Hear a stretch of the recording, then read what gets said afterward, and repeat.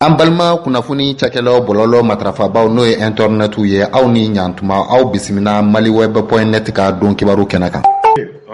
Nga bengo ta nga wardeli bale. Ne ko nga première fortune Orange Money. A caman ba. Ah ouais. Ah ouais. War caman ba Kulubali. War caman ba Kulubali. Ana denge. Ana koroge Cɛncɛn Kulubali. Yani nga sima so. Sisan ko na to sisan. Ko an ka parti ɲɛma galon ci yebal fɔ ko a ka foli fɔ. Ah. Ayiwa. Ngono Azim Clen na galon ci yebal fɔ a parti. Ye nga parti datugu. E ma o man ta CNT la. Pardon. Benge ne ñingali filɛ ayiwa kana hinɛ na dɛ i labɛnna bisimila mais na ko jɔn minɛ na dɛ affaire des équipements militaires wa deux points des officiers supérieurs de l'armée sous mandat de dépôt benge ne nazaraka in dɛ ka sɔrɔ n'i ye i nɛn dɔ la ka walawala bamanankan la dɔrɔn groupe démanimaw bɛɛ lajɛlen b'a faamu karita ni sorongolo ye kɔbɔkɔtɔ Bamara ko jalatigi caman de welela k'o kɛ dogodogoni na dɛ surasiw ka minanta ko in na minansan ko in na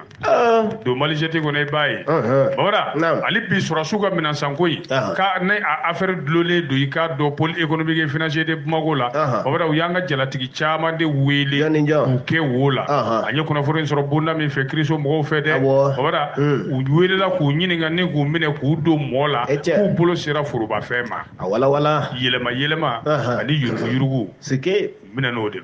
la bɛn ka ɲɛfɔ ye jalatigiba minnu minɛ na n'u da ser'u tɔgɔ ma e mago t'o de la wa colonel Abdul Wahab Touré colonel Mohamed Lamini Jakite commandant Adama Kaba lieutenant Tchɔ Konatɛ contrôleur des finances madame Sango Fatumata Bogo o dun y'a sɔrɔ hakilina jiginna ministre kɔrɔ dɔw yɛrɛ bɛ wo la ye kaba dɛ olu minɛna ni k'olu bila mɔɔ la ye nin ko in mana se yɔrɔ min ni kunnafoni kura wɛrɛ min bɔra a la n'an y'a ye an tɛna da an lamɛnbaaw tulo kan bisimila bɛnkɛ jɔnni fana welelen don dɛ arrestation de Mamadu Kamara convocation de Moustapha Ben Barek 2 points la mise en accusation d'Ibeka se précise bɛnkɛ nin y'a nanzarakan ye ka sɔrɔ n'i sera ka walawala bamanankan na lamɛnbaga bɛɛ b'a faamu ko ye ko Mamadu Kamara welelen k'o don mɔɔ la dogodogoni na Bamada wele bilara jɔnni ma bɔgɔ jeninen sanfɛ o de ye Moustapha Ben Barika ye k'an bɛ ka gɛrɛ u bɛna ɲɛfɔ k'an bɛ ka gɛrɛ dɔɔni IBK yɛrɛ ka ɲangili waati la sa ko bɛ ka da tiɲɛ ka kelen gafe min ye nin wɔlɔfi o de ye le témoin seere ko dossier belebeleba ye n'o ye surasiw ka minansan dossier nin ye Bamada k'a ye sennaya kelen wɛrɛ kɛ ka taa ɲɛ tuguni dɛ sabu dɔgɔkun tɛmɛnen yɔrɔ u ye ministre kɔrɔ dɔ min an da ma fɔ kuma ma Mamadu Kamara fo n y'a f'i ye n ko sɔn Mamadu Kamara tɛ dɛ Bamada Cour suprême maaw fɛ ayiwa o dun y'a sɔrɔ Sumeli Buwe Mayiga bɛ dogodogoni na ye o y'a sɔrɔ an ka nafoloko ni sɔrɔ ministre kɔrɔ madame Buware Fili Sisoko o bɛ dogodogoni na ye min minɛna n'o ye Mamadu Kamara ye ale de tun IBK ka directeur de cabinet ye u y'ale fana minɛ k'ale don dogodogoni na ko ninnu bɛɛ dun kan ka kiri ni kiriso min ye o ma sigi sen kan fɔlɔ n'o ye haute cour de justice o ma sigi fɔlɔ dɛ cour suprême de wulila k'i jɔ k'ale n'o jɔyɔrɔ fa walasa kow kana to ɲanginibaliya ye kow kana taa ka dan kɛ ninnu bɛɛ minɛnen kɔfɛ sa monsieur Kamara n'o ye Mamadu Kamara ye nin t'ale minɛ ko fɔlɔ n'a ma faamu a kuma ma ni affaire kelen in na u delila k'a minɛ nin ko kelen in na a yɛrɛ kalo damadɔnin kɛ kasobonba la yanni u ka sɔrɔ k'a bila lafiya la ka d'a kan cour d'appel bɔra ni sariya dɔw ye ka yira k'a fɔ a yɛrɛ n'a ka taabolo n'a ka jɔda min tun b'o waati la ani nin man kan u y'a bila u tilala ka sariya wɛrɛ bɔ o cour suprême kelen in na ye a dɔrɔn tɛ dɛ ani minnu minɛna ɲɔgɔn fɛ a ko la u y'u bɛɛ bila fɛn min ye surasiw ka minansan ni dun y'a lajɛ kiriso min kan k'olu kiri dɛ ni IBK kɛra minɛfɛn ye o kiriso kelen in bɛ IBK de fana kiri sige naam i ye kuma ne fɔ haute cour de justice ayiwa o minɛ kun in n'o de kɛra ko yuruguyurugu kasa bɛ i ka dɔn surasiw ka minansan fɛ maa min minɛna fɔlɔfɔlɔ n'o ye Mamadu Kamara ye ale ye lettre min ci an ka fini donbaw ka ministre ma ayiwa o y'a sɔrɔ ale yɛrɛ Mamadu Kamara ye président ka directeur de cabinet de ye dɛ o ministre in kɔnɔ o lettre in kɔnɔ missive kɔ o lettre in kɔnɔ Sidi Mohamed Kaɲasi bolo sinna ale de la k'ale ka Mali jɔyɔrɔ fa a minɛn ninnu san ni sugu tɛrɛmɛli n'a kow ɲɛnabɔli la bolo sinnen o la sa kuluba fɛ Bamada ci bɛɛ lajɛlen bɛ di jɔnni ma jɔn bɛ ci bɛɛ di jamanakuntigi n'ale yamaru di o kuma la sa ale de ko Maru Kamara min y'a ka directeur cabinet ye ko ka nin feere ninnu bɛɛ ɲɛnabɔ a ka maaw ɲini k'a fɔ o dun fana tɛ se k'i da don sɔrɔsi minan san kuma la ni sɔrɔsiw ka ministre d'a ma don a la o kun ye jɔnni ye o waati Sumeli Buwe Mayiga ko hali n'a sɔrɔ lettre signetɔ min yɛrɛ ye yamaru di o ma lettre signé dɛ u y'a kɛ de PO ni ne tɛ yan sa ni e bɛ fɛn dɔw signé sa e b'a sɔrɔ de PO le directeur PO directeur de programme Bamada o kɔrɔ ni tɛ min bɛ yen ka kɛ komi i y'a yamaru don ma o k'a signé Bamada ja lettre in signéra o cogo de la Maru Kamara ye ne ka signéture b'a bɛɛ la ko mais i bɛ ka tɛ se k'a fɔ k'a t'a kalama dɛ sabu ci dibaa fɔlɔ ye ale de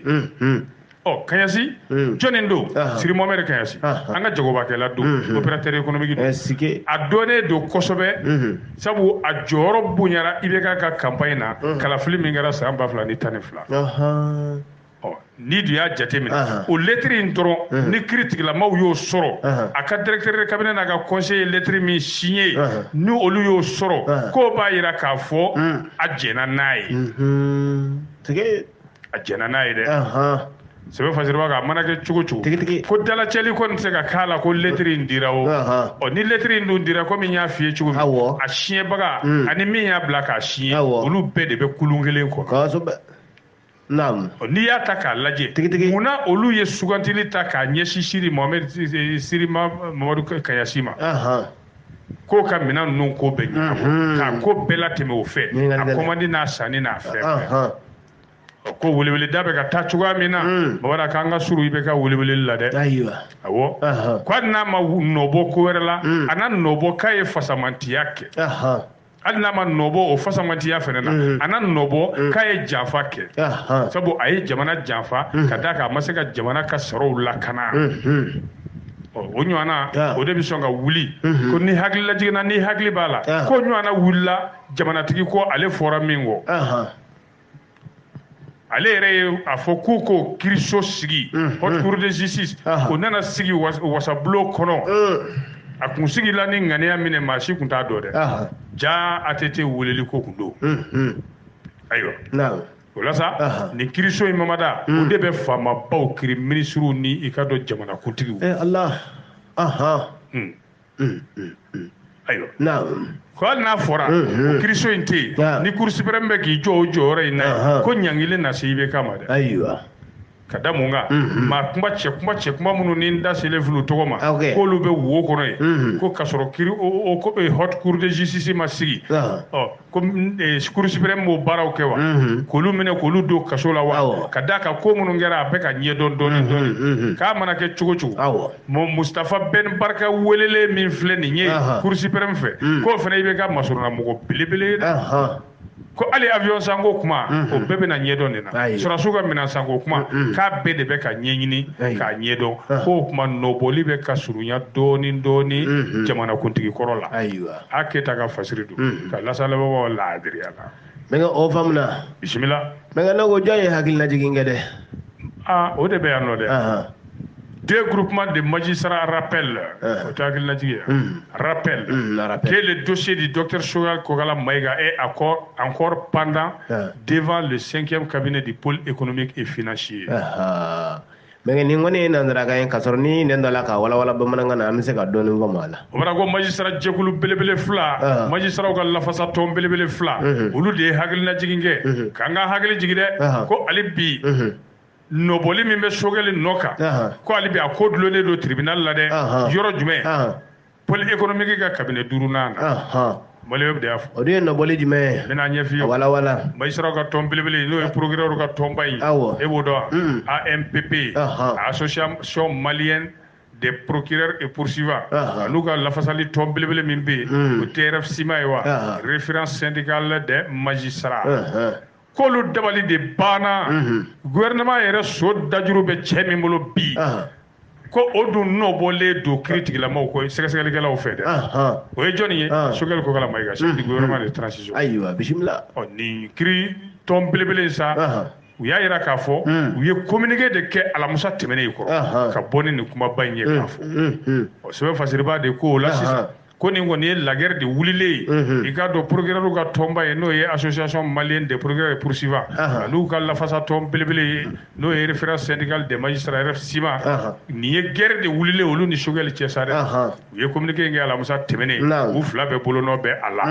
nin jɛkulu fila bolo sa ko docteur Choguel Kokala Mayiga hali n'u m'a ta a tɔgɔ ma k'a nɔbɔlen kun don sɛgɛsɛgɛli dɔw la olu de dabali banna ka tila k'o Choguel kelen ye gouvernement ɲɛmaaya la ko bɛ ala ale Choguel yɛrɛ ka kumafɔlenw sɔsɔ dɛ ale min y'a yira télé la télé nationale yɛrɛ la ko ale ma deli ka nɔbɔ sɛgɛsɛgɛli kɛ cakɛda si fɛ ko hakilina jiginna docteur Choguel Kokala Mayiga k'a k'i hakili jigi waati min na kun y'an ka cakɛda dɔ ɲɛmaaba ye n'o ye AMRTP o PDG kun don k'a nɔ minɛna sɛgɛsɛgɛlikɛla ba fɛ a nɔbɔr'o fɛ épinglé sɔni sigira a kan bureau du vérificateur général fɛ o ka gafe dɔ kɔnɔ min kɛra juin kalo tile 17 san 2016 ko n'i y'o gafe in ta o kunnayabɔ gafe in ta k'a lajɛ ko sɛgɛsɛgɛli taara kɛ AMRTP la ka taa sɛgɛsɛgɛli kɛ yen ka bɔ tuma jumɛn ka taa tuma jumɛn na ka bɔ janvier kalo tile fɔlɔ la 2012 ka taa bila décembre kalo tile 31 na 2015 ayiwa nin kiiri jɛkulu belebele fila in sa u y'a yira k'a fɔ ko premier ministre ko a yɛrɛ jɛnna n'a ye a ka bɔli dɔ sen fɛ bɔlɔlɔsiraw ni jabaraninw kan ko k'u tun ye wari min fɔ ale jagoyalen de y'o wari in di sara laban minnu dir'a ma k'a wari in b'a f'i ye k'a tun ka surun $700,000 la dɛ $700,000 bɔɲɔgɔn ko n'a ma ɲɛ a bɔra ale yɛrɛ da k'ale y'o wari sigi k'o b'ale lajɛya k'o ye baaraw ye min yɛrɛ kan ka kiiri tigilamaw ka baara nɔgɔya u bolo sabu a bɔra a yɛrɛ da k'a ye wari in sigi ni magistrat tɔnba fila in k'u b'a yira k'a fɔ Choguel ka dossier ale bɛ a dulonnen don 5e cabinet la yɛrɛ pour l'économique et financier a jagoyara ka wari in sigi a yɛrɛ da de y'a fɔ ko o bɛ ko dangɛnɛmaya de o bɛ kow da kɛnɛ kan a yɛrɛ kɔnna k'a yɛrɛ di a yɛrɛ sɔnna k'a yɛrɛ di ka jɔ a ka fili kɔrɔ ko hali n'a sɔrɔ bi premier ministre don dɛ Cheikh Mohamed Chérif Kone ale tɛ procureur ye ka tɔnba in na wa o n'a jɛɲɔgɔnw olu de ko nin ko durudulen don koyi nin ye ji durulen de baasi tɛ ko ni k'i bɛ nin ko sen k'a lajɛ k'i b'a ye k'a fɔ jatew mana sigi ɲɔgɔn kan a kɛ cogo o cogo ministre ka laada tɔnsigi min kɛra 28 juillet 2021 o tuma muso min yɛrɛ tun bɛ contrôle général des services publics min tun bɛ service da bɛɛ sɛgɛsɛgɛ o muso yɛrɛ de ye AMRTP in sɛgɛsɛgɛli kɛ magistrat groupe fila ko an ka hakili jigin o la dɛ k'u nana wuli ka bɔ a nɔ la binkani wulili la magistrat ko k'u bɛ kuma kuncɛ ni min ye sa u k'olu kɔni olu ɲɛ gannen don nin ko la ka yira k'a fɔ fanga min b'an kunna bi k'u bɛ ka kiiri kɛ baarakɛminɛn de ye u bolo fanga bɛ ka i sen da kiiri sen da nɔ la ka kiiri bali k'a ka yɛrɛma hɔrɔnya sɔrɔ ko k'a sɔrɔ fanga sugu fila de don bɛɛ n'i ka sira don fanga ani kiiri ayiwa ko hali kiiri tigilama dɔw faralen don fanga kan o ko la dɛ awɔ sɛbɛn fasiriba de ko nin ko in yɛrɛ kuru kara bɛɛ a nana waati jumɛn kɔnɔ waati min na an ka fanga min bɛ yen bi o ɲɛma wulilen don yuruguyurugu kɛlɛ la ko nin ko in nana kɛ o kuma kɔnɔ o tuma ko maaba caman bɛ yen minnu minɛnen don nafolo dunko juguya la dɔw donna kaso la ko hali n'a sɔrɔ kiiri tigilamaw ko k'olu dɔw minɛ cogo yɛrɛ ma ɲa ko sariya sira ma labato o minɛ cogo la Cheikh Mohamed Chérif Kone ale yɛrɛ min n'ale de bɛ nin baraka wuli in cɛ ma n'a ko bɛɛ kolokolo b'ale ye o tuma ale yɛrɛ fɛnɛ tun nomina ni sɛbɛn sariya min ye u nana o wuli k'ale wuli ka bɔ a nɔ la donc n'i ko ko jɔnniw ye hakilina jigin kɛ magistraw ka tɔn fila jɔnni kɔ Choguel Kokala Mayiga a faamuna bɛnkɛ ka lase lamɛnbagaw ma ladiriyala bɛnkɛ ji sɛnsɛnni min ka di n ka f'i ye wa kunnafoni mana walabaga kɛkɛba ɲuman fɛ i t'a fɔ i ta nin cogo bɛnkɛ a bɛ faamu siga t'a la ala k'an walawala bɛnkɛ ne ko irisiw ka nali ko nin bɛnkɛ a kuma cayalen don dɛ ne yɛrɛ bɛ fɛ sɛ k'i nan don i nɛn don irisiw ka nali ko nin na u ka tɔn min bɛ yen ko Wagner bɛnkɛ ko yɛrɛ min b'a la dɛ i k'i nɛn don a dogodogo na k'a walawala k'a fɛsɛfɛsɛ a ye bɛnkɛ a bɛ maaw na bi dɛ bɛnkɛ debe kan gunga do dugulu ko ka do dugulu ko benga ante Wagner ni re koro ni folo wa Wagner ko ni akoro yo mi go Wagner ni nye ika do ma belebele do nitige masa kereke masa min ye kɛlɛ kɛ ka halakiliw kɛ o ka fɔlikɛla dɛ fɔli se min tun ka da ye cɛ min tun b'o fɔli kan o cɛ de tɔgɔ ko Wagner i b'o niminɛmɛlɛkɛ ni si tɛ journal kɔnɔ pour te dire que n b'a dossier maîtriser Bamara o cɛ de tɔgɔ ko Wagner a ka musicien préféré o masakɛ in ye jɔn ye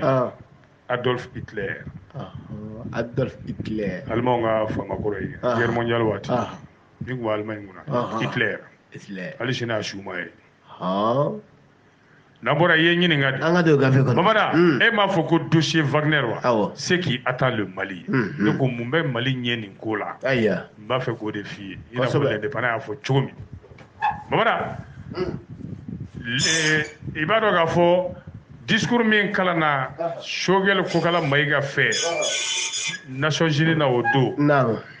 o discours ni o de kɛra sababu ye ka ɲugu ni ɲaga bɛɛ wuli ɲugu ni ɲaga bɛɛ wulila o discours nin de la ayiwa o ma kɛ septembre kalo tile 25 sibiri tɛmɛnen wa Choguel Kokala Mayiga diɲɛ jamana bɛɛ lajɛlen ɲana ONU n'a ye a bɔra k'i jara tigɛ Mali ka ko kan Jadimaw b'an fɛ yan cogo min kabini janvier 2013 fo kana se bi ma Jadimaw bɛ nali min an fɛ yan u bɛ dantɛmɛ wale min na ko o si de ma se i ka dɔn ka dabila ka d'a kan surasiw cayara an fɛ yen cogo o cogo o bɛɛ la dantɛmɛ walekɛlaw bɛ yan ko maa bɛ se ka fɛn faamuya o la wa o la sa sɛbɛn fasiri b'a ko Choguel da yɛrɛ sera yɔrɔ min ma dɛ ko o tuma ko Faransi y'an to avion de kɔnɔ k'i cun ni an ye ka avion to sanfɛ o tuma jɔn bɛna an lajigi o kɛlen o de ma bɛn Faransi ma Choguel tilala ka mun fara o kan k'an na teri kuraw ɲini an yɛrɛ la sa o bɛ se ka kɛ jamana ye o bɛ se ka kɛ jɛkulu ye walasa ka an ka lakana sabati ayiwa o la sa sɛbɛn fasiri b'a ko hali n'a sɔrɔ Choguel ye transition fanga furancɛ fanga gouvernement ɲɛmaa de ye Faransikɛw ka ministre min bɛ u ka sɔrɔsiw kunna ye o de wulila ka na dɔgɔkun tɛmɛnen fo Bamako k'a ɲini ka na Choguel la sɔn k'a ɲini ka na colonel Asimu la sɔn u ka baara taabolo kura ma o kɛra jɔnni ɲɛna colonel Sadio Kamara ministre de la défense k'a fɔ ko k'a b'olu la sɔn mun ma ko Faransi m'a fɔ k'a bɛ bɔ Mali la dɛ ko Faransi ko de a bɛna labɛn de k'a ka baara kɛcogo la ka wuli ka bɔ sigida dɔw la k'a teri dɔw fara u yɛrɛ kan ka na sɔrɔsi jɛkulu wɛrɛ sigi n'o bɛ wele ko Takuba ayiwa komi olu tɛ taa dɛ k'o kuma o ma don Asimu tulo kelen fɛ sanko ka taa bɔ dɔ in fɛ Choguel bɛɛ tɛ yen Sadio Kamara bɛɛ tɛ yen ko y'a sɔrɔ olu y'u ka décision ta ka ban o t'a bila dɛ u jɔ biɲɛ ninnu kan ka ban ko Paris de nɔ ye nin ko bɛɛ ye Faransi kɔni k'olu ye décision ta u kelen u ma maa ɲininka u ma sigi ka kuma ni Mali ye u bɛna labɛn min kɛ o u bɛna baara boloda kura minnu kɛ o dɔw bɛ bɔ sɔrɔsiw la ka taa o dɔw bɛ to yan o ko fɛn si ma fɔ o n'olu ma sigi k'o fɔ n'u dun taara k'u bɛ yɔrɔ dɔw bila n'olu yɔrɔw bila la o bɛ kɛ cogo di n ko yɔrɔ dɔw f'i ye les bases de Kidal Tessalit Tombouctou ayiwa ko n'o bila la o ni maa kuraw nana o t'a dun kɛrɛnkɛrɛnnenya la Jadimaw ka na yen dun o ko de y'a to gouvernement ye sendaya fɔlɔ kɛ olu kɔni u ma jɔ a la k'a fɔ u y'u bolonɔ bila sɛbɛnna ni groupe Wagner ye dɛ n b'a dogodogonin de f'i ye u ma sɔn ka tɔgɔ fɔ kɛ fɔlɔ u kɔni k'u b'u jɛɲɔgɔn ɲini lakana sira fɛ an tor'o la i ye ɲininka de dɛ Irisiw ka ministre min cɛsirilen don Irisi jamana ni jamana wɛrɛ cɛ la i b'ale tɔgɔ dɔn Sergei Lavrov n tɔntɔn don Sergei Lavrov i tɔntɔn y'ale awɔ Sergei Lavrov ale bɔra k'a fɔ Kɛnɛkan Jalaki la ko Mali jamana ɲɛmaaw y'u ɲɛsin jɛkulu dɔ ma kɛnyɛrɛye jɛkulu o k'u dɛmɛ lakana na ko ka d'a kan ko Faransi b'a fɛ k'a ka jama caman de bɔ yan ka yɔrɔ dɔw labila jademaw dun bɛ kɔrɔ fɛ ayiwa Irisiw ka minisiri na mun fɔ tuguni ko Faransi k'u ma foyi de kɛ jadi dantɛmɛwalekɛla ninnu kɛlɛli la minnu bɛ k'u seko n'u donko n'u damayira bɛɛ kɛ kɔrɔ fɛ u ti sira u ti jɔrɔ u ti yɛrɛ yɛrɛ bon olu minnu ye gouvernement irisiw ye n'olu ye irisiw ye k'olu ka sira t'o ko sugu la o ayi olu ka sira t'o la ko o baara ninnu bɛ kɛ sariya de kɔnɔ ani bɛnkan ye jamana ni société cɛ irisiw olu da t'o la ayiwa n'a dun fɔra ko ni maa ninnu bɛ na n'o ye irisi ninnu ye babada yɔrɔ caman kɔntannen don u nali c'est bien n'u nana n'u sera k'an lafiya ka taga bɔ an da la o ka ɲi kɛ mais mamada an ka fankelen lajɛ dɛ ne ko n'u nana o a bɛ se ka mun se Mali ma kɔlɔlɔ la bisimila sɛbɛn fasiriba ko k'a bɛ kɔlɔlɔ jugu de se Mali ma ni irisi ninnu na a walawala an ye sɛbɛn fasiriba y'a fɔ cogo min na ko sabu yɔrɔnin kelen Mali bɛ fɛn caman bɛ bɔ Mali bolo un coup o dɔ ye jumɛn ni jumɛn dɔ ye jumɛn ye dantɛmɛwalekɛla ninnu kɛlɛli yɛrɛ la Mali teri caman bɛ bɔ Mali kɔ o fɔlɔ ye Faransi barikani bɛ taa ayiwa o fɔlɔ ye tubabu nanzaraw ka tɔnba ye Union européenne takuba bɛ taa o dɔ ye Amérique ye olu minnu jɔyɔrɔ ka bon kosɛbɛ kunnafoni di la MINUSMA maaw ma MINUSMA bɛ taa ayiwa o la sa ko ni Sogɛli ye nin min fɔ n'u b'a fɛ k'o de kɛ a bɛ fɛn minnu tiɲɛ fɔlɔ o filɛ ni ninnu taara bamanankan jigi bɛ minɛn minnu kan MINUSMA yɛrɛ ka bolo ka kɛrɛnkɛrɛnnenya la ka dɛmɛ don maaw ma population minnu ni dankari kɛra olu la MINUSMA bɛ dɛmɛ min kɛ olu ma ka danfara don maaw ni ɲɔgɔn cɛ k'o bɛ dabila Américains mun ye nafolo ka jibila bɔbaaw ye ani Européens nafolo kɛsiw bɛ datugu an t'a fɔ k'an b'an jigi da Cadi kan wa olu minnu ka sɔrɔdasi ka ca bi farafinw na n'a bɛɛ ye Cadi y'a fɔ kaban k'olu b'u ka sɔrɔdasi bɛɛ lasigi Cadi a tɔ bɛ to jumɛn ye sa G5 n'an mɛn kosɛbɛ dɛ i ye ɲininka Dunkubaru fɔla bɛɛ tɛ nin fɔ hali Bamakɔ ye n'o tɛ i na ɲininka a tɔ tɛ to G5 ye wa o kɔni bɛ continuer ka taa o mais olu bɛna baara kɛ jɔnni ye jamana 3 nin na jamana 5 in na k'olu bɛna u banban Burkina ani Niger de kan o tuma Mali bɛ kɛ dɛnkɛrɛfɛ jamana ye babada ni Sogɛli ye nin laɲini min fɔ n'u y'a timɛ ko don nataw la k'a bɛna foroba baro de sigi fɔlɔ ka Mali yele k'a mulukura bɔ ko Sogɛli m'o fɔ k'o bɛna kɛ tile filanin in kɔnɔna na wa k'o de kɔfɛ fanga kuntagala bɛ jɛ wa a bɛ surunya o bɛ fɔ wa o de kɔfɛ kalafili bɛ kɛ a tɛ kɛ wa o tɛ fɔ wa babada k'o de bɛ kɛ kataw yɛrɛ ye o de bɛ juguya n'a bɛɛ ye ayiwa ko ka d'a kan an bɛ don min na ko bi Mali sen tɛ CEDEAO réunion foyi Mali ti wele Mali interdilen don CEDEAO réunion na Union africaine réunion na Mali interdilen don o tuma ko Mali bɛna to dɛnkɛrɛfɛya de la jamanaw ni ɲɔgɔn cɛ teriya n'o ye diplomatie ye dɛnkɛrɛfɛ sɔrɔ nafolo a bɛɛ dɛnkɛrɛfɛ ko irisiw dun tɛna se ka an dɛmɛ dɛ fanga kɔni b'u la sɔrɔsiya la mais fɛn min y'a kasabi ko ye n'o y'a nafolo ko ye mamada ko irisiw o fanga tɛ irisiw la dɛ ko sabu nazara jamana tɔw yɛrɛ kɛmɛ ka juru ja irisiw kan na sanction nafolo ko yɔrɔ la irisiw yɛrɛ ma se k'u bɔ o kɔnɔ fɔlɔ ko donc an ka tɛ se k'an jigi da irisiw ka nafolo ko la dɛ ko n'o dun kɛra gɛlɛya bɛ juguya Mali kɔnɔ ka taa fɛ maaw bɛna bɔ ka bɔlɔ minɛ olu kelen Sogɛli kelen ninnu kama k'o y'a kɔlɔlɔ dɔ ye kɔlɔlɔ wɛrɛ jumɛn bɛ se ka k'a la ni Wagner maa ninnu cunna yan i n'a fɔ a fɔra cogo min k'u n'ale yɛrɛ tɔ man jan an ka kɔrɔ fɛ an ka mamurutili kɔrɔ minnu bɛ yen o tɛ sema ye wa i tɛ sema dɔn minnu tun ko ko Mali ka kɛ ji ye n'u tila ka sigi u kɔ o tɛ ex rébellion ye k'olu fana ka tɔn nin kɔnɔ jɛkulu de b'a kɔnɔ ko sema in y'a foroba tɔgɔ de n'o tɛ MNLA b'a kɔnɔ HCUA b'a kɔnɔ hali MAA maa dɔw b'a kɔnɔ olu bɛɛ dun ye i ka dɔn maramafɛn cɛjugu de b'u bolo fusil arme de guerre arsenal de guerre de b'u bolo k'olu dun bɔra ka kuma ko ni Mali donna ni surasi ninnu ya ko ni min bɔra ko Mali kungo don dɛ an ka ɲɛmaaw kungo don dɛ fɛn fɛn mana bɔ a la ko maa bɛ se ka mun faamuya o la olu fana bɛ n'u kɔ da di an ka armée kɔ a la dagabana minɛnw dun b'u bolo ayiwa Sɛbɛn Fasiriba ko n'o kɛra maa b'o kɛlɛ dan dɔn wa ko yala o kɛlɛ kɔnɔna na o sema maaw ka laɲini min ye ko ka Azawadi ka indépendant di ko est-ce que u tɛ indépendant in yɛrɛ ta sa direct o dun bɛ kɛ ko cɛjuguba de ye Mali bolo ko yala o tɛna o kɛ wa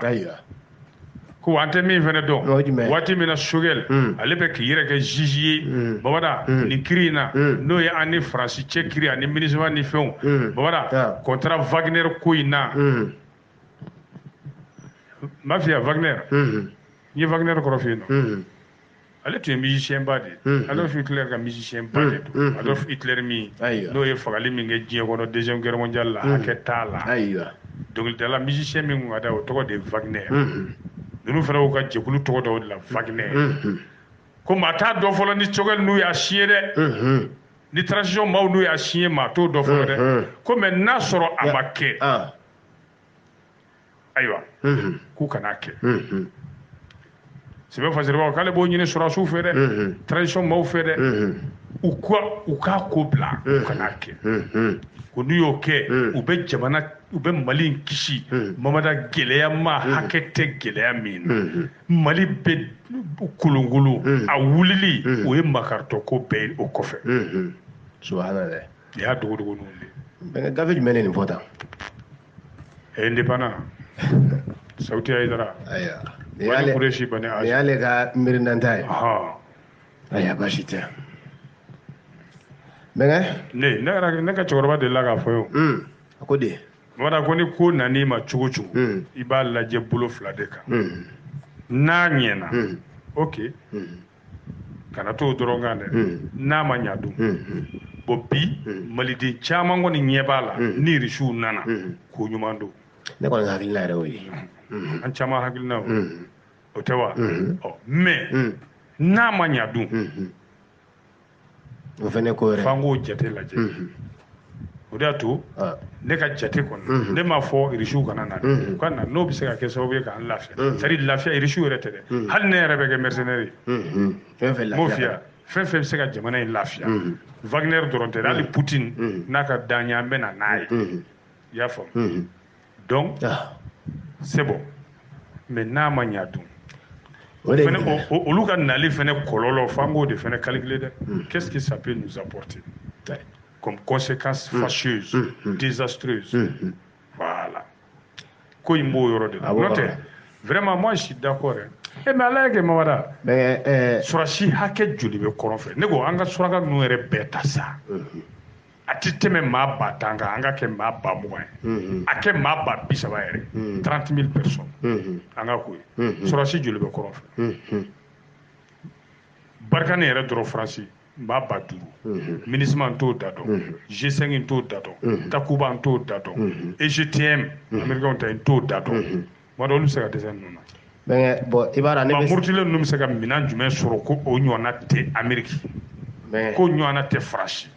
ayi sisan ne bɛ fɛ ka segin n'a ye kɔfɛ dɔɔni a ma daminɛ Serval de la kojugu e filɛ ka ɲininkali min kɛ i bɛ Serval yɛrɛ dɔn o ye kungo kɔnɔ sogonin dɔ de ye a bɛ ko bisini tɛ dɛ wuluni tɛ dɛ a bɛ yen o ka kikun voilà a nun bɛ kasa ta wa sogo minɛ cogo ma ye hali dɔɔni bisimila bon e filɛ k'a fɔ k'an ka koti fila n'a ɲana awɔ o bɛ yen salamula n'a ma ɲa ayiwa bon Faransi nali an b'a koti la n'a ɲana a san 8 a ɲana ou bien a ma ɲa an bɛ t'o dɔn awɔ donc bɛnkɛ diɲɛ yɛrɛ tombo la de ayiwa an bɛ dugawu de kɛ jamana nin a sɛgɛnna sa dɛ ala k'a ɲɛsin hɛrɛ de ma sa sinon nin kɔni an si tɛ se ka foyi fɔ nin avenir ko nin na ne kɔni bɛ min f'i ye pour que Mali kɛlɛ in bɛɛ ka ban pewu fo Asimu k'i ɲɛ kumu k'i ɲɛ sigi ɲɔgɔn kan ka bɔ ka décret présidentiel unique a décret kɔnɔ article 1 pe décret présidentiel article 1er en ce jour bien le combien le 27 28 le 28 à partir du 1er octobre je nomme en tant que président de la transition Assimi Goïta, colonel de son état, je nomme monsieur Laurent Jacques Koulibaly, représentant de tous les kiosques Orange Money du Mali pour financer l'armée. Quel est bon? Allez, madame Tado Sorachi, alors, Napolo non fait. On a dit voilà Assimi l'État. Assimi Tate Mali. Ah, on a dit Mali. Assimi na ya Assimi Diaby be abe Orange Genga boya me ala kono ngani ajiga kono non tembe mbala. Ali ntaga dumuninge. Choche te Orange chine maneti fe.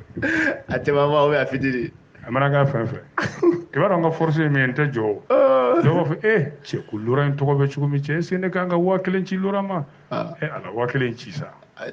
Warin tew ya chini ngani ami bawara wala ode kadne ndana ne janabe do famanu nga samba million iba million abe bela jelefo nengu yambole gafe kono ambe se ambe do gafe kono se ga do gafe kono yenyi nga Wagner la nje jabi mindi ma yina fa wa ya na be ba wasa wa do nana kona kai bebo do du sera ka ambo jonya juruina c'est bien. Mais anga côté do infenere ja bi se ka musi ama ni ngale ni nda do yoro ala de bu do ni nda do yoro de wallahi benga ala ka nyaka dama amin benga France du mun fo ni mbela sa ni be ko fe awo la France riposte avec fermeté aux accusations de Choguel benga ni an nazaraka fo bamana ngana ngame France de Trabasura ka jabi kolo gele yere di Choguel ma yolu nyangili minge ngene fo RFI yere la de aywa ibaro sibiri nya fiye chugumi Choguel ko gala maiga ayi jo jie benyana ka chie fo bela jele nye malikola o dimashi fene RFI mo yawo nyininga ayi do fara kan tuguni awo est-ce que ayi mun fo ako on ta kalama ko barkani menata a baraka chugo bina yelema chugumi do bena bo mogolo bena yoro do bla ayi anyo me bololon sira de fe on de dunye jamana nyema wi ala jamana en kala fa on de la o fole comme ya fi chugo Francis sura suga ministre fe ma boko yoro jabi wa min olu de fie be dogo ninde be do ni ke dorse la amata be ke dorse ro do ay ndoro ministère de la défense be matignon ro do ay primature est-ce que yekuma fo mamara Kedorse no ye surasuga ministre so baba yoro me Franci yoro tenen wula kleni na kalo ngile mo ani wolo wula olu ko ni bora sogele nyangili minta ka Franci segere ko Franci Mali to avion ngono ko ki chun ka avion to katati mashita bi yoro to ko techie kadaka ko Franci barabolo da kura menge nuga surasio ne force barkani ko Franci o barabolo da nunge kuma kuma ni Mali Franci ministre de la défense ko techie aywa luka u ka surasiw yelema k'u barakɛ cogo yelema mamada ko kɔrɔtɛ olu taara ka bɔ Mali la olu ma a décision ta o kelen ko kɔni ye dugutilaman Gallo de Choguel da porte-parole du ministre français des affaires étrangères o de y'o fɔ o kelen yani ministre de la défense muso in ma cousine la tante Florence sa furu la kabini an yɛrɛ ye tiɲɛ f'u ye Nations Unies na nta do yɛrɛ tubabumuso in yɛrɛ ɲamina tante Florence de tubabumuso in ministre de la défense tubabumuso in ale na dɔ fɔra o kan ko maa min ka sɔrɔsi 5000 b'i ka dugukolo kan a ko a bi yɔrɔ dɔw de bila ka sɔrɔsi dɔw lasegin ka na so ko n'o tigilamɔgɔ y'o baara sugu kɛ o ko est-ce que a b'o o jamana sugu kɔnɔ ka taa ka bɔ o jamana in na a ye dɔ de bɔ a la ka yɔrɔ dɔw bila a n'a taara ko yala o ye kelen ye wa o ko maa minnu b'o kunnafoni sugu fɔ k'o ye manganiya juguw de ye o ye lagosilimaw de ye ko ça c'est une personne qui a beaucoup de mauvaise foi beaucoup d'indécence mamada France ministre in b'a fɔ tuma min na yɔrɔ ntɛnɛmuso kun don kabini Choguel ye tiɲɛ fɔ a ye a kɛra muso in ye muso in ministre muso in a diminenba de tun don k'a ɲɛ bilen ko tamati mɔ ko Choguel ye France ɲangi ka fɔ ko France ye Mali to pankolo kɔnɔ k'i cun k'o tɛ tiɲɛ kuma ye k'o kɔni o ye tugubanciya kuma de a sɛbɛnnen bɛ beaucoup d'hypocrisie tugubanciya beaucoup de mauvaise foi k'o ye ŋaniya juguyaba de ye beaucoup d'indécence k'o ye dɔgɔyama kuma baw de ye ministre muso in de y'o fara a kan ko ka d'a kan o kuma tilala ka taa fɔ diɲɛ bɛɛ de ɲɛna sibiri tɛmɛnen ko ka sɔrɔ juma min tɛmɛna ni sibiri in dar'o kan ko o jumadon Faransi sɔrɔsi 52 sara o don de Mali dugukolo kan ko Choguel bɛ se ka taa nin kuma sugu fɔ olu ma cogo di ONU na diɲɛ bɛɛ ɲɛna ko ye beaucoup d'hypocrisie, beaucoup de mauvaise foi, beaucoup d'indécence. Ayo. Donc Faransi diminenba de don min bɛ faamu nin yɔrɔ kɔnɔ nin b'a yira ko Faransi diminenba de don Choguel ka kuma ninnu na nin yɔrɔ tɛ journal kɔnɔ dɛ u kana da dimi ma disi ka pɛrɛn an b'an ka lafiya de ɲini na san mana Alpha Blondy ka dɔnkili tɛ yan ni san bɛ na a bɛ na bɛɛ ka so nka ni san kulula bɛɛ b'i bolo da i kun dɛ tasuma bɛ bonbosi la a bɛ fa bonbosi la i bɛ jɔn fɔlɔ ta fa dugawudenya t'o la dɛ an bɛ se ka lafiya cogo an b'o de ɲini a bɛ ɲɔ ni y'a kalayatɔ ye tan tiɲɛ mana commencer ka fɔ mais ni tiɲɛ yɛrɛ ma fɔ kow la a tɛ fara ɲɔgɔn kan ayi mais n bɛ min f'i ye n'i ye dununi paraparankan mɛn n'a faratɔ t'a bila to bisimila n'u y'a dɔn an dimina an fana y'a ye u fana dimina an bɛ tiɲɛ fɔ ɲɔgɔn tiɲɛ bɛ labaara an bɛ sigi ka kuma n Ala sɔnna Ala ka ɲa ka d'a ma mais ne mɔkɛ fare don tonton Alpha Omar o de bɛ yan Alpha Omar Konaré évacué au Maroc 2 points son état de santé rassurant plus d'inquiétude ko an ka jamanakuntigi kɔrɔ Alpha Omar Konaré ko u taara n'a ye Maroc furakɛli bolo kan k'an bɛ don min na ko bi alhamdulilayi ko farikolo y'a yɛrɛ sɔrɔ a jatigɛ yɔrɔ tɛ yen tuguni gafe min y'a fɔ aujourd'hui Mali yɔrɔ dɔgɔkun tɛmɛnen de u taara ni an ka jamanakuntigi kɔrɔ ye Maroc ka taa ka kɛnɛya sɛgɛsɛgɛ k'a lajɛ l'ancien président de la République du Mali Alpha Omar Konaré bi a ka kungo ni fɛnw bɛɛ talen don bolola hôpital belebele dɔ la Maroc faaba la yen Mamada docteur jolenw dama damaw de ye ɲɔgɔn sɔrɔ yen k'an bɛ don min na ko bi kɔni jɔrɔna koba t'a a ka kɛnɛya la Alpha Omar Konaré ale ye jamana in mara san 1992 ka taa bila san 2002 Alpha Omar Konaré a bɛ don min na ko bi halisa a bɛ Maroc hôpital ba in kɔnɔ yen hali bi u bɛ ka furakɛli tɔw continuer dɔgɔkun tɛmɛnen de u taara n'a ye farikolo in kun ye a sɔsɔ ka docteur jolenw y'u wɔsi a kan bi alhamdulillah jaabi kunfɔlɔ minnu yɛrɛ bɔra a ka sɛgɛsɛgɛli la kɛnɛya ta fan fɛ ko bi maa hakili sigi Alpha Omar Konaré ale de kɛra président fɔlɔ ye bolo kɔrɔtara ka kala fili min ye k'a ta bɛɛ fanga kɔnɔna ko tuma bɛ dumuni ko bi k'a fari kɔni ko maa bɛ se ka fɔ alhamdulillah ko jɔrɔna ko ba tɛ a la i b'a dɔn Alpha Omar yɛrɛ a ka bɔliko laban min kɛra ni bɛɛ y'a ye jabaranin na n'o tɛ a ye man di dɛ dibilan de b'a bolo an b'a dɔn forokobugukaw tɛ yan ok damaja denmuso ka taa forokobugukaw don bɔra a kun t'i ye yɛrɛ a da tɛ don kuma la maaw yi barila k'a ye Alpha Omar Konaré o yeko laban kɛra don jumɛn novembre kalo tɛmɛnen ATT ka janaja don général Amadou Toumani Touré Ala ka hinɛ a la ale ma fatu novembre kalo tile 10 Turki o bɛna ni furu ye wa o janaja ma kɛ génie militaire la base kɔrɔ kɔnɔ ye wa o don de Alpha Omar Konaré a n'a furumuso Adamba Konaré bɛɛ u tun bɛ ɲɔgɔn fɛ yen ka wuli ka bɔ seyi kɔnɔ ka taama ka taa se f'u ka mobili ma ka don yɔrɔ tɛ gafe kɔnɔ dɛ yɔrɔ yan'o cɛ maaw kun y'a ŋunuŋunuŋunu ko Alpha yɛrɛ k'a murukura k'a bɛ namara wotoronin de kɔnɔ i b'a dɔn maliyɛn tɛ mɔgɔ ka ɲuman fɔ f'i ka juguman o de bɛɛ bɛ Mali to kɔ n'i ye ɲuman kɛ o t'o fɔ dɛ u b'i nɔbɔ k'i nɔbɔ de fo ka taa bɔ i ka juguman dɔ kan i m'a ye wa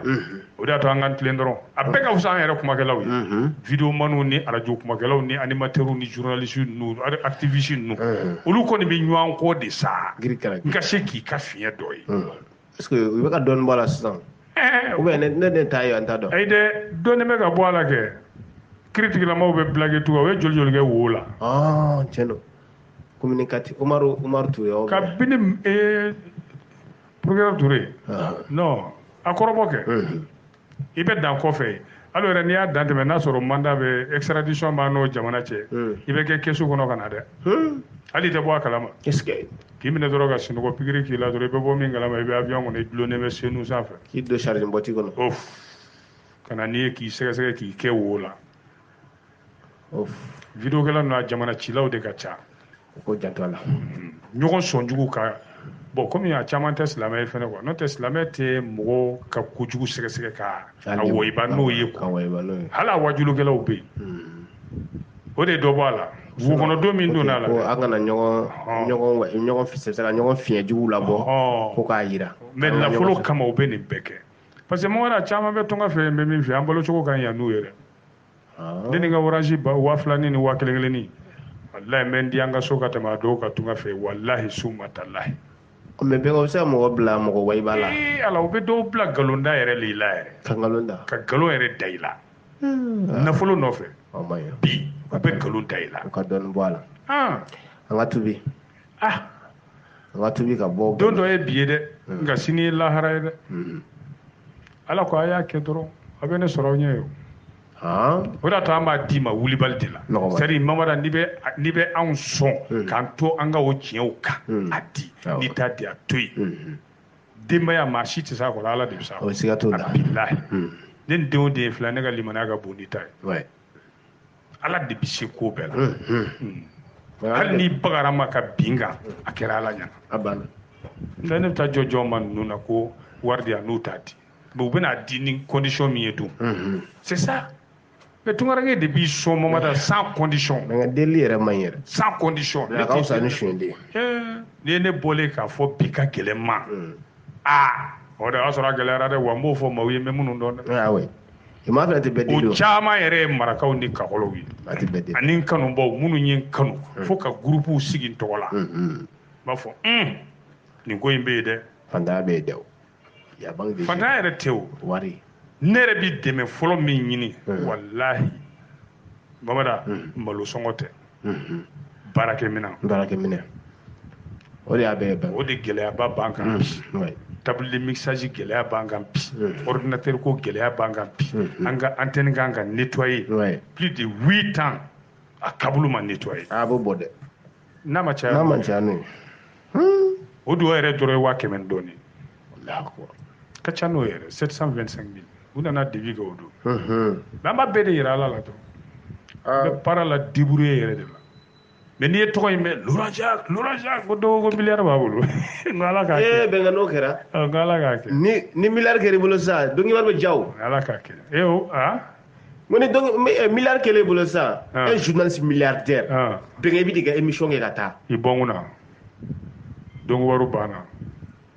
bɛnkɛ fitiri waleya ye dɛ n b'a fɔ miliyɔn damadɔ dɛmɛ miliyari mais n'i ye miliyari sɔrɔ k'i to radio baara la n'i ye radio baara bila c'est pas bon ala mamada ko n'i ye miliyari sɔrɔ i kan yɛrɛ bɛ changer ne tɛ ka presse sa i dɔn n bɛ article ni kun cɛ i kan kumakan dɔn o la an tun bɛ Alifa Umaru ka ko kan alhamdulilayi bi ka fisa o tuma an yɛrɛ bɛɛ lajɛlen maliden bɛɛ an ka jɛ ka dugawu kɛ dugukolo kɔnɔ yɛrɛ den an ka jɛ ka dugawu kɛ u ka situmu balabala ka d'a ma bɛnkɛ u ka taa situmu d'a ma fɔ Marɔku an ka dugawu kɛ jalomusow den ka bɔ awa denbaya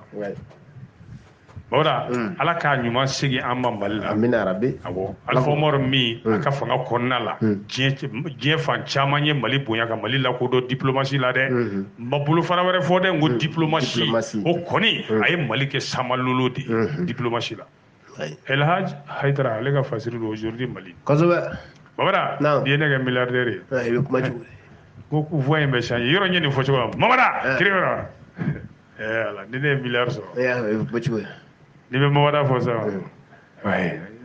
mamada pardon tu viens me voir là s'il te plaît là e na ko waritigi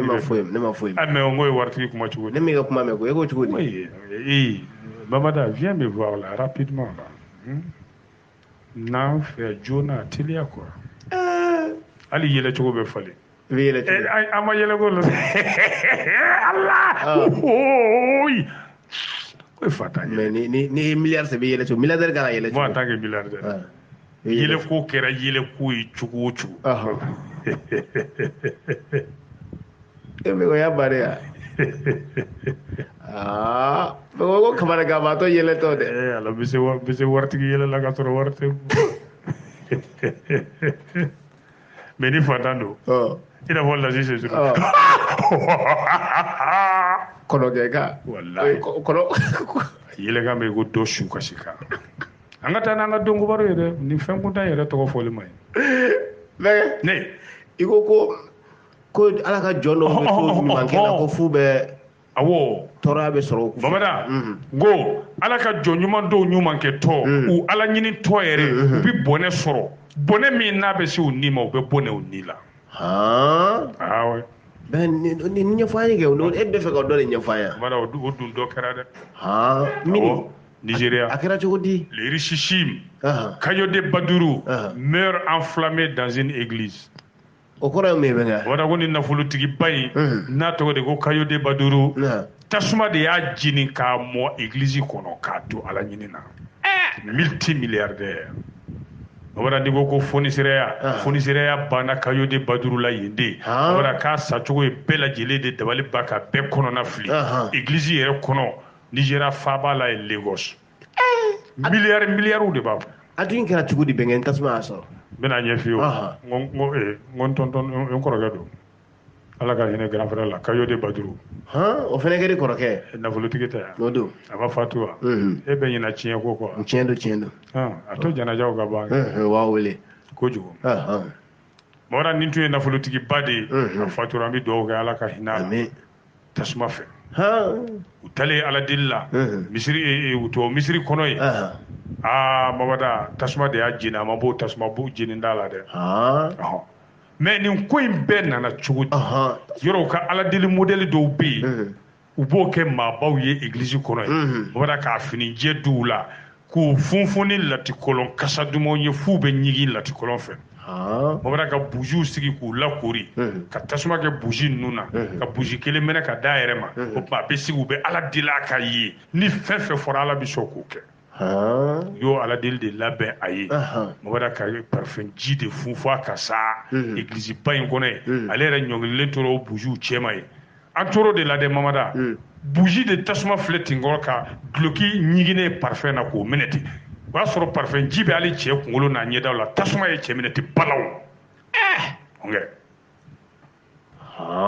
u girinna sa ka bujiw tan ka bɔ yen mamada nka u y'a sɔrɔ tasuma ye dankari k'a la pasteur de tun bɛ ka parfum ji siri a kan ko walasa ka ala deli belebele k'a ye o ala deli ni kɔnɔna la pasteur ni yɛrɛ tɔgɔ bɛ yan dɛ Félix Eboni Abiosu a farikolo nana tasuma de ta u yi ko ni ye tasuma ye piripara sa ni ka bon n'a ye k'u kunda dɔgɔtɔrɔso kan u ka yɔrɔ min bɛ ko Gabada u bɛ Lagos e tɛ yɔrɔ dɔn ayi ne ma se n ka denmisɛnninya kɛ Gabada a fatura o hôpital in de la ye n'o tɛ a yɛrɛ sigilen bɛ fo Dubaï de babada ni saya don sera ala b'i wele ka n'i kaburu bɔgɔ sɛgɛrɛ a bɔra Dubaï de Kayode Baduru ka avion ta ka na Nigeria a nakun tun ye mun ye a ye écoleden 40 de ka kalan sara fo k'u tila formation na académie de l'art technologie innovant a y'o maa 40 a y'i jɔ n'olu de ka kalan ye olu tilala o diplôme di n'o fɛnw a kun bɛna o de lajɛ donc a ko a bɛ taa ala in de batu fɔlɔ ka ala ta bɔ yen ni ka sɔrɔ ka t'o la ye donc nin ko in de y'a sɔrɔ église kɔnɔ o cogoya la ye babada ko a ka sigida a wolodugu du tɛ yen mamada a ka hɛrɛ tɛ du min kɔnɔ a tɛ yen waritigiba fonisireba ko bɔlɔlɔsiraw kan a ko ye dɔw tɔɔrɔ dɛ olu ko k'u ka hali ni ala deli cogo in dabila église kɔnɔ ko sabu farati b'a la dɔw ko yɛrɛ ko prêtre min tun bɛ ka latigɔlɔji sera a kan dɛ k'u k'a nɔbɔ k'a minɛ k'a don kaso la n tun t'a kalama k'o tɛ maa kisi sariya ko n tun t'a kalama ko sariya t'o dɔn dɛ ko pasteur nin kan ka nɔbɔ de k'a bila kiri ka bolo kan k'a don kaso la internet dɔw fɔ o tɔgɔ Israël Idieleta un internaute nigérien ko sabu baara ɲɛdɔn baara tɛ k'ale bolo nin ye mɔgɔ faga de hali ni m'a dabɔ a kama k'a ɲɔgɔnna delila ka kɛ o ale teri dɔ la décembre kalo san 2020 dɔ y'o seereya kɛ ayiwa o fana nana sigi nin cogoya in de la a kɛra san laban yɛrɛ kalo la san laban don yɛrɛ 31 don bawra ko tasuma y'ale minɛ balaw ko mais ale kunnajara a ma to a la ko mais o tuma prêtre in kun t'a dɔn k'a fɔ ko latigɔlɔ yɛrɛ bɛ tasuma sama wa ale bɛ tasuma teliya de k'o t'o dɔn wa n'o tɛ cɛ min fatulen filɛ nin ye babada m'a f'i ye ko n baden kɔrɔkɛ don wa Kayode Baduru ala ka hinɛ grand frère la babada a bɛ Nigeria milliardaires cɛma Nigeria min ni farafinna bɛɛ wari tɛ maa kun ka tɛmɛ min kan o tɛ n tɔgɔma ye wa Ali Dangote o ye ntoma ye Bayode Baduru ale grand frère lui il est décédé à la Gainala mais ntoma balolen do Ali ko Dangote era la minimini ngai wartigu law Ali ko Dangote ale de maye farafina be warté ma shikun ka tebale kan aka nafolo a kono abiti jo fo de la loi milliard tan fula na kun ga fe o dunya ye ɲinanta ye dɛ n'o tɛ salo milliard tan na kun ga fe do ɲina a ye tɔnɔ min sɔrɔ a ka affaire la milliard fila a kɛ milliard tan fila na kun ga fe buruburuni a y'o de sɔrɔ ɲina a ko tɔgɔma ye ju ye a tɛ jaga bɔ parce que jaga bɔ ale ka jaga bi da tɔmaw de ma Mamadu taw Mamadu nun t'a la o Boubacar nun t'a la ayi bɛnkɛ ne ka Sidi nun t'a la bɛnkɛ ne ka Musa Kulubali n'olu si t'a la ayi ne ka fɛnkɛ ko labɛnna bɛnkɛ ne ka zaga ko labɛnna voilà ne tɔma dɔ bɛna jaga di ne ma voilà i ko k'i tɔma de y'ale n tɔma don an bɛɛ tɔ dara cɛkɔrɔba kelen na Nigérien ɔ mais turu ma se ma fɔlɔ bon u bɛ k'a bɔ a da fɛ jamana ni jamana ka na o bɛ yɔrɔ jumɛn na sisan bon ni ma fili est-ce que u m'an ka don Sikaso ya peut-être kalo sa in a guwanen don ko n'o tɛ Isa ninnu si ta Isa Sila ninnu olu si t'a la mɔgɔ tɔgɔ tɛ Ali ye a ka jaga tɛ d'i ma ayi tɔgɔ kɔni n tɔma don ale ka jaga bɛ sɔn ka miliyari 1 bɔ hali n'a m'o bɔ a bɛ dɔɔnin bɔ bɛnkɛ miliyari $, la bɛnkɛ n'o jaga miliyari CFA i b'o sɔrɔ dɛ Ala k'o kɛ awɔ n tɛ i ŋaniya ka ye bi o i ye jigi tigɛ de k'o daminɛ ko ni wari sɔrɔla a bɛ bɛɛ lajɛlen fo o bɛ kɛ ka bɛɛ barika da walayi ni Ala ma baasi kɛ inshallah sini nɛgɛ ɲɛ 17 n'o taalan gosira n teliw an na ɲɔgɔn sɔrɔ nin kɛ aw tulo garisɛgɛ kɛra kunnafoni la kumaba minnu ye maliweb.net sanfɛla la o de ye nin ye ni Ala ma an ka jɔnya jɔn an na a kan an bɛɛ kunnafoni wɛrɛw kɛnɛ kan